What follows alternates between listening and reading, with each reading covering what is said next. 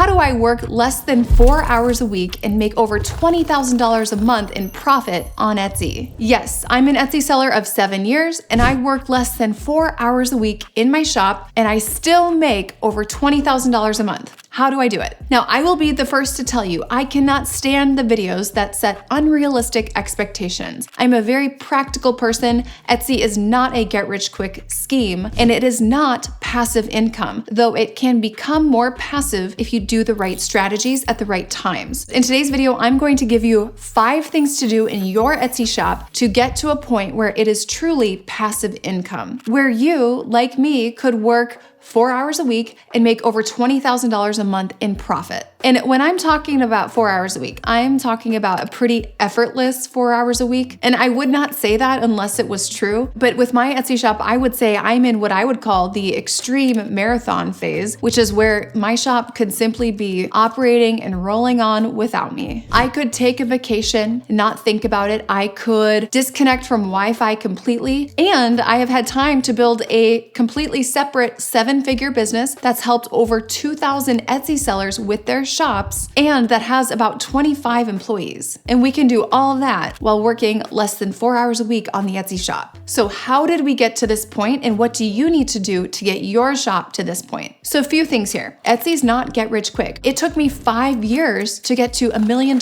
in sales on the platform. Now my margins operate between 60 to 70% and I primarily sell in the handmade and supply category in this shop. And my background is corporate e-commerce, so I had experience managing portfolios and scaling them to the $100 million level at companies like Zappos and Zulily. So I did not build my Etsy business by simply throwing spaghetti at the wall. That works for some people, but what I did was take my e-commerce corporate background and I applied those strategies to Etsy, and that is why it worked. So how do I do this in 4 hours a week? Honestly, I could probably do a lot less than that because the only thing that I do for my Etsy shop is printing the shipping labels and packaging one specific product. And that product is very breakable, so that's why I do it.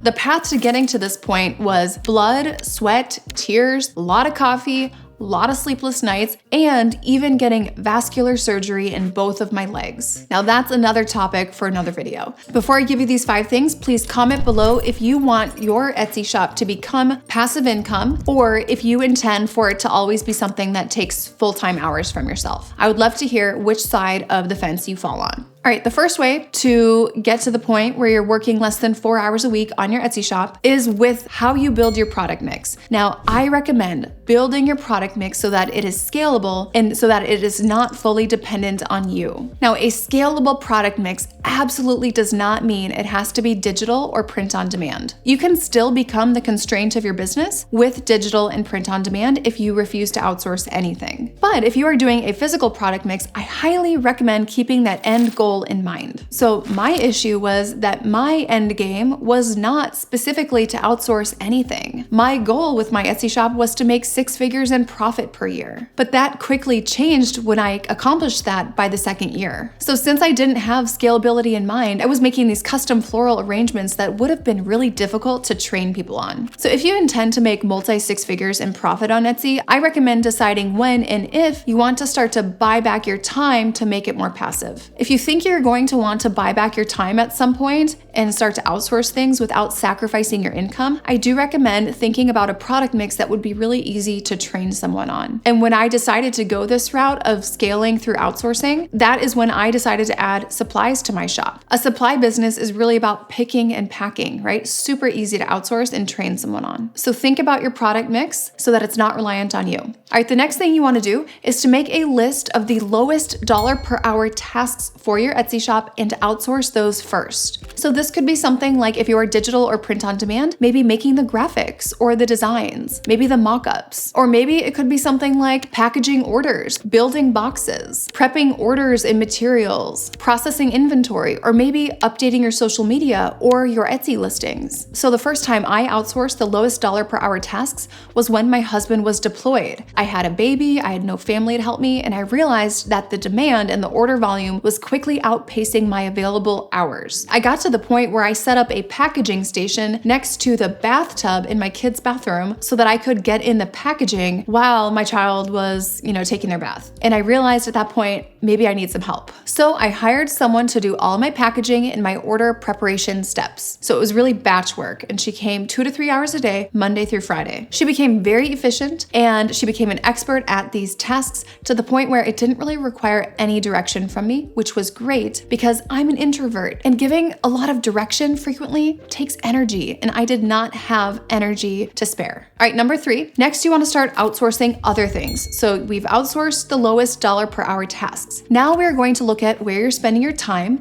We're going to outsource things that you don't like to do or the things that take the most time. So have them master complete fulfillment on these one at a time. So this might be for you bookkeeping. It might be a product type that you don't like making. It might be creating listings if you feel like those take you a really long time. So train them on one thing at a time until they completely master it. Again, with the training process, it's going to make for efficiency and less effort in the long run. Then I hired a full-time assistant and fully outsourced all of our apparel. So the entire apparel category, handed that over to her. And that is all she did for a good 3 months. So she did apparel, and she did packaging, and she did order prep. And once she mastered that, then we moved her onto a new product type each week. And we had about 20 product categories in our shop. And so each week she mastered a new product type, and she would make all the orders for that product type. And that really left me with products that were the highest risk or, working with the most difficult customers. All right, the next thing you're going to want to train them in on is the most challenging orders. So that last piece of the business that you are holding on to, whether it be high touch customers or more challenging customers or products, next you're going to want to hand that off. Teach that person how to make decisions on these challenging orders, almost like a decision tree framework. Stay accessible to your employees at this time, but also let them make some mistakes. And this was the point where I gave up 100% of production. And that was even on the most expensive $600 items that we had in our shop. And those were some of the most difficult customers. So you have to remove yourself mentally from the product and detach a little bit. So realize it's not a life or death thing, right? Like for me, it was a floral decorations. Like no one's gonna die, it's gonna be okay. It's not brain surgery. So detach a little bit from the product in the process, let the person make some mistakes, and realize that you have 2 alternatives. One is you can hold on to control of everything and limit your growth, never see the full potential of your shop because you are the constraint of it. Or number 2, you can relinquish control and accept that there will be more bumps in the road, but in the long run, it will be worth it because you are buying your time back. And that is going to be more sustainable growth. Your shop might be able to go on for twice as long and grow twice as big because it's not fully reliant on you. So this takes a level of detachment and really viewing your shop like a business owner and not like an artist. Because in order to achieve amazing growth beyond what you could ever achieve by yourself, it's going to take some level of being uncomfortable. And the last and final thing that I recommend giving up is the customer service. I do recommend hanging on to that because that is how you can keep your finger on the pulse of, are things generally going well, or do you have to work on some processes? First, I gave this customer service role to my husband, and then I kind of saw how it went, and then I handed it off to our employee. It's good to remain available for questions at the beginning, but over time, this person is going to learn how you like to respond to questions, and that will be a good set of SOPs, standard operating procedures, for them in the future. So now I have one full-time employee who works 5 days a week on my Etsy shop. And she's a mom, she's a military spouse, so it's amazing to be able to offer that to someone else when they're looking for a flexible job that can fit into their schedule. So while she is here working on the Etsy shop and managing that, I spend my days working with my team. We have about 25 people on the team, helping over 2,000 Etsy sellers with their shops. And I still keep tabs on our Etsy shop since it's still a playground and it's a place where we can test strategies. But my level of involvement is basically printing the shipping labels. And why do I do that? Because it gives me an idea of both input and output. It's really the only time that I have available in my day to see what is actually selling. So if you are looking to build an Etsy shop that is passive income, where you work very, very little to make a lot of money, it is 100% possible. But I can guarantee that it will not start that way. So I recommend really putting in the work, the effort, rolling up your sleeves, and building the foundation of strategies to even make it scalable. And this will give you some clear SOPs that you can give to your employees when you are ready to start outsourcing. When you're doing this, just be patient and keep that cost and benefit relationship in mind, and keep in mind why you are outsourcing. Why do you want to grow this? If you need help buying your time back with your Etsy shop and getting it to a place where it is more passive income for you, head over to our Instagram. It's at Dylan Jarrus. In the program, we teach you how to outsource. We teach you where to find these people, what to outsource first, and the whole process in depth so that you can scale your business in a low risk way. All right, you guys, I'll see you in the next video.